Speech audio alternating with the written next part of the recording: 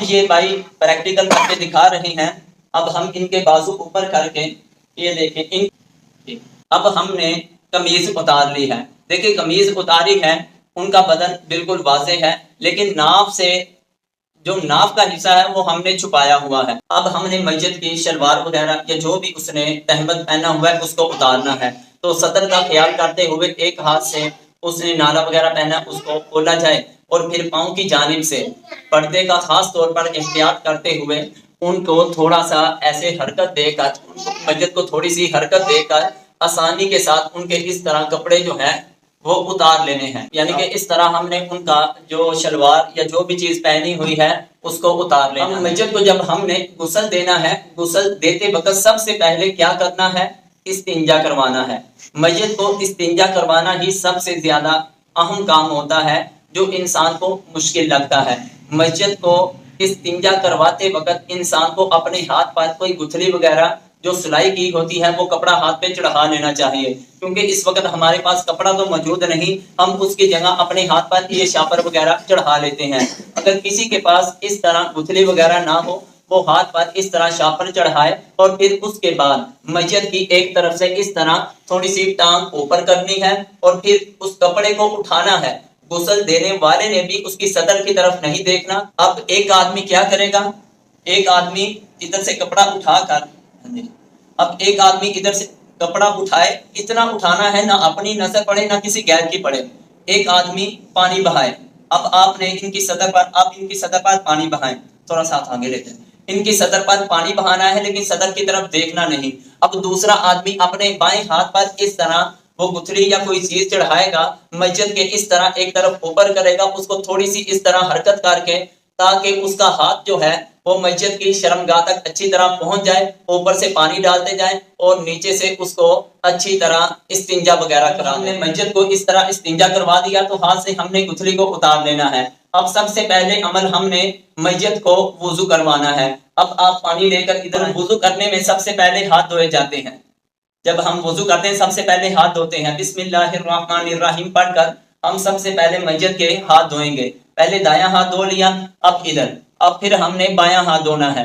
جب ہم نے اس طرح بائیں ہاتھ کو بھی دھو لیا, پھر اس کے بعد ہم نے روئی کو اس طرح گھیلا کیا جائے گا. پانی بہائیں, یہ پانی فرض کرے بہا لیا, اور اس کے بعد اس کو وٹی بنا کر تھوڑا سا اس کو اس طرح تر کرنا ہے. اور تر کرنے کے بعد ہم نے اس طرح میت کے ہونٹ پر ہاتھ رکھ کر جہاں تک ممکن ہو سکے ہم نے اس کو دانتوں پر جہاں تک آسانی سے ہو سکے 2-3 روئی لے کر ہم نے اس کے منہ کو اچھی طرح صاف کرنا ہے. اور پھر اس کے بعد جب ہم نے کر لیا, پھر اس کے بعد ہم نے ایک اور روئی لینی ہے, اس کو اچھی طرح تر کرنا ہے. پھر اس کو تر کر کے پھر ان کے ناک میں ہم نے اس طرح اچھی طرح پھیرنا ہے, تاکہ ناک کے اندر بھی کوئی کسی طرح کی ریٹھ وغیرہ ہے جہاں تک ممکن ہو سکے اس کو بھی صاف کر دیا جائے. میت کو اس طرح پولی کی جگہ ہم نے ان کے دانت صاف کر دیے, ناک کے اندر بھی اس طرح روئی کے ساتھ تر کر کے اس کو پھیر دیا.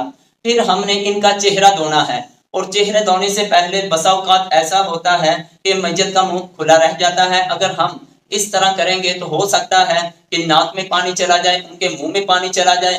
تو ہم نے کیا کرنا ہے, اگر کیفیت ایسی ہے تو پھر ان کا منہ کھلا ہوا ہے, بند نہیں ہو رہا, تو آپ نے ان کے منہ پر اس طرح فرض کرے کہ روئی رکھ لینی ہے. یہ ہم نے اس کے منہ کے اوپر روئی رکھ لی, اور ہم نے اس کے یہ ناک میں بھی ہم نے اس طرح سوراخوں میں ہلکی سی روئی رکھ لینی ہے تاکہ پانی نہ جائے. اب سب سے پہلے ہم نے میت کا چہرہ دھونا ہے. جب ہم نے اس طرح میت کا اچھی طرح پورا چہرہ دھو لیا, پورا چہرہ دھونے کے بعد ہم نے دونوں بازوؤں کو دھونا ہے.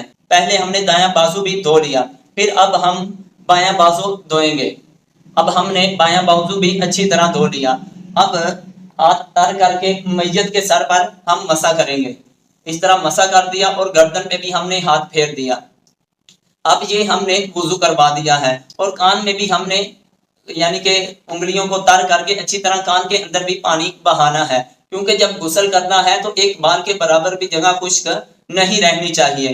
جب ہم نے اس طرح کان کے اندر بھی ساری جگہ کو اچھی طرح دھو دیا, دھونے کے بعد کوشش کریں کہ جو کان کے سوراخ ہیں ان سوراخوں کے اندر بھی چھوٹی چھوٹی روئی رکھ لیں, تاکہ کان کے سوراخوں کے ذریعے پانی اندر نہ جائے, کیونکہ پانی اندر چلا جائے گا. پھر جب ہم میت کو کفن پہنائیں گے وہ پانی باہر نکلے گا, ناک کے ذریعے, کان کے ذریعے یا منہ کے ذریعے, اور کفن جو ہے وہ پانی کی وجہ سے تر ہو جائے گا۔ گویا کہ ہم نے ان کو وضو کروا لیا، اب رہ گئے پاؤں دھونے، تو پاؤں دھونے کو ہم چھوڑ دیں گے، یا فرض کریں ہم پاؤں بھی دھو لیتے ہیں لیکن پاؤں کو آخر پہ دھویا جاتا ہے۔ اب ہم مسجد کے پاؤں وغیرہ دھوئیں گے، یہ ہم نے پاؤں وغیرہ دھو لیے۔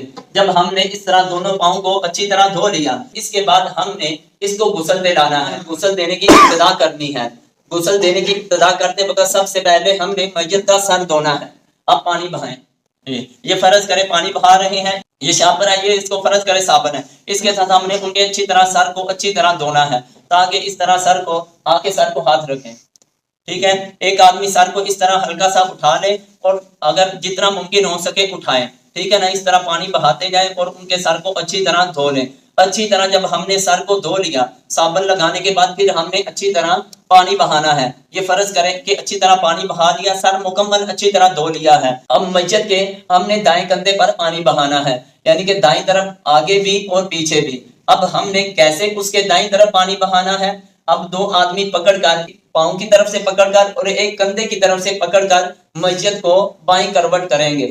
آپ اب دیکھیں یہ ٹھیک ہے، آپ ایسے رکھیں، آپ نے اب یہ دیکھیں انہوں نے مسجد کو اس طرح پکڑا ہوا ہے اور یہ پانی، اب یہ دیکھیں مسجد کو دائیں کروٹ کر لیا ہے، اب ان کے ادھر پانی بہائیں، یہ پانی بہا رہے ہیں اچھی طرح، ان کے ہم نے ہاتھ وغیرہ مارنا ہے، سطح کا احتیاط کرنا ہے وہ نہ کھلے، اس طرح دائیں طرف اچھی طرح بہا دیا۔ اب ادھر کپڑے کے نیچے بھی پانی بہائیں اچھی طرح، ہم نے یہ گویا کہ آدھی کمر پیچھے اچھی طرح ان کے نیچے پیڑ تک اچھی طرح دھل جائے، اس طرح پانی بہا دیا۔ پھر اچھی طرح ہم نے صابن لگانا ہے، پھر اس کو مسجد کو اس طرح ہم نے بالکل اپنی حالت پر سیدھا کر دیا۔ سیدھا کرنے کے بعد پھر ہم نے جب دیکھا پانی بہا دیا، پھر صابن لگانا ہے، صابن لگانے کے بعد پھر ہم نے اچھی طرح پانی بہانا ہے، گویا کہ یہ دائیں طرف جو ہے یہ اچھی طرح دھل چکی ہے۔ اب ہم آگے مسجد کے بائیں طرف، دائیں طرف تو ہم نے دھو لی، اب مسجد کے بائیں طرف کو ہم نے دھونا ہے۔ اب آپ نے ان کو دائیں طرف کرنا ہے، کروٹ دینی ہے۔ اب ہم نے ان کو دائیں طرف کروٹ دے دی، یہ خاص طور پہ سطح کا احتیاط کرنی ہے، پانی بہاتے جائیں، یہ پانی بھائی بہا رہے ہیں، ایک آدمی ہاتھ مارتا جائے، جب دیکھا پانی بہا لیا پھر اچھی طرح صابن وغیرہ لگا لے تاکہ ایک بال کے برابر بھی جگہ خشک نہ رہ جائے۔ اب ان کی یہ کمر بھی اچھی طرح ہم نے دھو لی ہے، اب ان کو اپنی حالت پہ سیدھا کر دیا جائے۔ جب ان کو ہم نے بالکل سیدھا کر دیا، گویا کہ غسل کرتے وقت ہم نے ان کا اوپر والا حصہ جو ہے وہ اچھی طرح دھو لیا ہے۔ اب ہم نے اس کے اوپر والے حصے کو اچھی طرح غسل دے دیا ہے۔ اب پاؤں اور اب دونوں ٹانگوں کا مسئلہ ہے، اب ان کو بھی اسی طریقے سے ہم نے مسجد کے اوپر والے حصے کو غسل دے دیا ہے۔ اب نیچے والے حصے کو غسل دینا ہے، پہلے ہم نے اس طرح دائیں طرف پانی بہانا ہے، یہ دیکھیں کپڑا اٹھا کر نظر نہ اپنی پڑے نہ ان کی پڑے، اچھی طرح ان کے جسم کو اچھی طرح ہم نے یہ ناف سے لے کر یہ پاؤں تک اچھی طرح ہم نے ان کی تھوڑا سا ٹانگ کو حرکت دے کر تھوڑی سی کروٹ دلا کر ہم نے ان کو اچھی طرح ادھر سے ملنا ہے، پانی بہانا ہے، دائیں طرف کر لیا۔ پھر اب ہم نے بائیں طرف بھی اسی طرح پانی بہانا ہے، یہ ایک آدمی پانی بہائے گا، دوسرا آدمی ہاتھ اس پورے جسم پر ہاتھ پھیرے گا، پھر صابن لگائے گا، پھر دوبارہ پانی ماریں گے، تو اس طرح مسجد کو جو ہے وہ مکمل غسل کا طریقہ ہو جائے گا۔ جب اچھی طرح مکمل غسل دے دیا، غسل دینے کے بعد ہم نے مسجد کو کندھوں سے پکڑ کر کچھ اٹھانا ہے، آپ نے ادھر کندھوں سے پکڑ کر ان کو تھوڑا سا بٹھانا ہے جہاں تک ممکن، مسجد کا جسم جہاں تک ممکن ہو سکے اجازت دیں، زیادہ زور نہیں لگانا، جہاں تک ممکن ہو سکے ہم نے مسجد کو غسل دینے کے بعد اس طرح ان کا سر اوپر کرنا ہے اور مسجد کے پیٹ پر اس طرح کپڑا اٹھا کر ہم نے ذرا تھوڑا سا دباؤ کے ساتھ ہاتھ پھیرنا ہے تاکہ کسی طرح کی گیس ہو، کوئی بھی پخانہ یا کوئی بھی نجس وغیرہ چیز ہو وہ اچھی طرح پخانے کے راستے سے نکل جائے۔ اس طرح ہم نے ہاتھ پھیر دیا ہے، اب ان کو لٹا دیا جائے، اب لٹا دیا گیا، مکمل غسل دے دیا گیا۔ اب پھر دوبارہ ہم نے مسجد کو ایک مرتبہ احتیاطاً استنجا کروانا ہے، اگر کوئی نجس چیز نکلی ہے اس کو دھو دینا ہے، اس کے دھونے کی وجہ اگر نکلی ہے تو ہمیں دوبارہ غسل کی ضرورت نہیں، ہاں صرف جو نجس چیز اگر نہیں نکلی تو فابیہ، اگر نکل آئی ہے تو اس کو دھو دینا ہے تاکہ مسجد کو کفن پہنایا جائے اور کفن کو کسی طرح کی گندگی نہ لگے۔ اب دیکھیں کہ ہم نے ایک مرتبہ پھر دوبارہ ہم نے ان کو استنجا کروانا ہے، اس طرح ان کی ٹانگ اٹھا کر ان کو اس طرح بائیں ہاتھ کے ساتھ اپنے ہاتھ پر شاپر چڑھا کر کوئی گتھلی وغیرہ چڑھا کر ہم نے ان کے اچھی طرح استنجا کروا دینا ہے۔ استنجا کروانے کے بعد ہم نے اگر مناسب سمجھ لیں تو کوئی ایسا کپڑا ہو جائے کہ جس کی وجہ سے ان کے جسم پر اگر پانی کے زیادہ نشانات ہیں، پانی ہے، تو اس کو ہلکا ہلکا سا اس کو خشک کر لیا جائے، زیادہ نہیں، ہلکا ہلکا سا خشک کر لیا جائے تاکہ وہ جب کفن پہنائے وہ کفن گیلا نہ ہو جائے۔ اللہ تعالیٰ سے امید ہے کہ آپ کو صحیح طور پر سمجھ آ چکی ہوگی۔ اب رہا مسئلہ یہ کہ میت کو کفن کیسے پہنانا ہے، وہ ہم اس سے اگلی ویڈیو میں آپ کو بتائیں گے۔ اللہ تعالیٰ کی بارگاہ میں دعا ہے اللہ تعالیٰ ہم کو صحیح طور پر اپنے دین کی کامل سمجھ عطا فرمائے۔ واللہ اعلم ورسولہ۔